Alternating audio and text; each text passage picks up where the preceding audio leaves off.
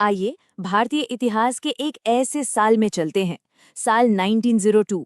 ये वो साल था जहां एक तरफ तो ब्रिटिश राज अपनी पकड़ और मजबूत कर रहा था और वहीं दूसरी तरफ आजादी की चिंगारी भी धीरे धीरे सुलग रही थी।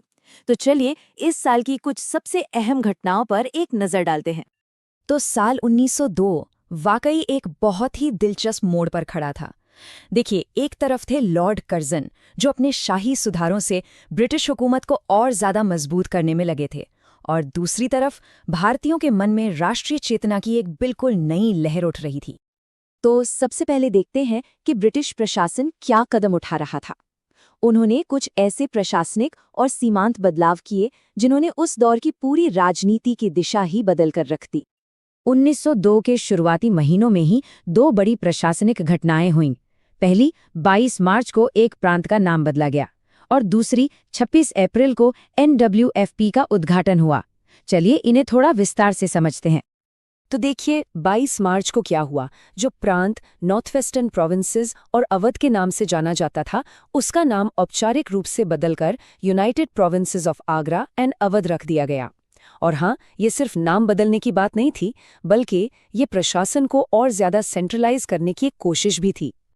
और फिर इसके ठीक एक महीने बाद यानी 26 अप्रैल को वाइसरॉय लॉर्ड कर्जन ने पेशावर के शाही बाग में एक बहुत बड़ा दरबार लगाया, और इसी दरबार में उन्होंने उत्तर पश्चिमी सीमांत प्रांत, जिसे हम सब NWFP के नाम से जानते हैं, उसका औपचारिक उद्घाटन किया।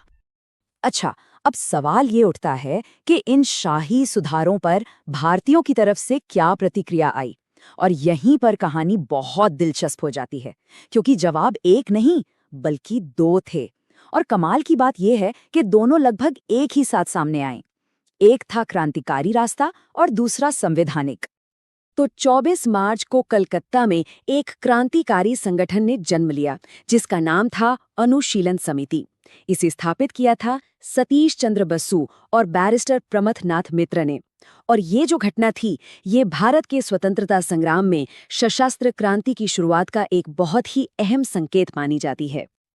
अब देखिए, जहां एक तरफ क्रांति की तैयारी हो रही थी, वहीं ठीक 2 दिन बाद 26 मार्च को संवैधानिक रास्ते पर एक बहुत बड़ी आवाज उठी।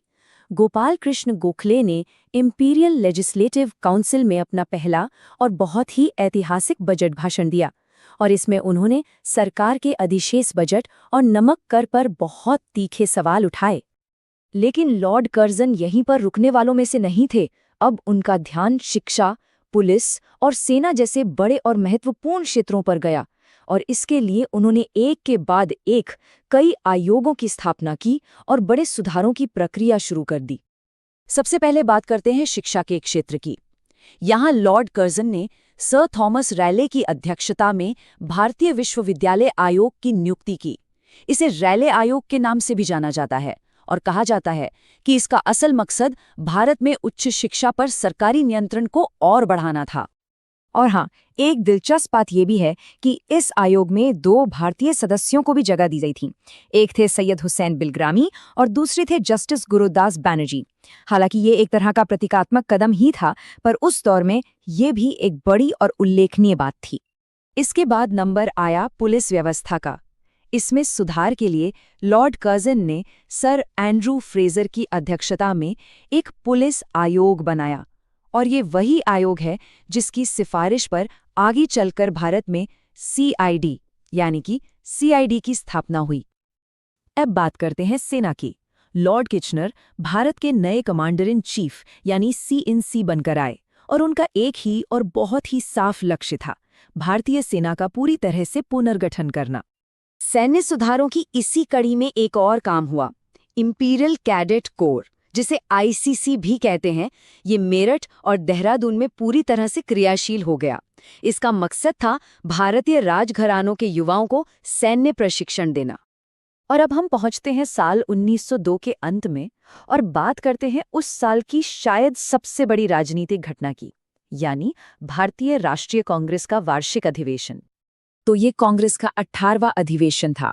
ये 28 से 30 दिसंबर के बीच अहमदाबाद में हुआ, और इसकी अध्यक्षता की थी महान नेता सुरेंद्रनाथ बैनर्जी ने। तो इन सारी घटनाओं को देखने के बाद एक बड़ा सवाल मन में उठता है। एक तरफ ये शाही सुधार थे और दूसरी तरफ उभरता हुआ भारतीय राष्ट्रवाद। तो फिर साल 1902 की असली विरासत क्या थी? इससे आगे के इतिहास को हम स्टडी फोरकास्ट के वीडियो के अगले भाग में और भी रोचक तरीके से पढ़ेंगे।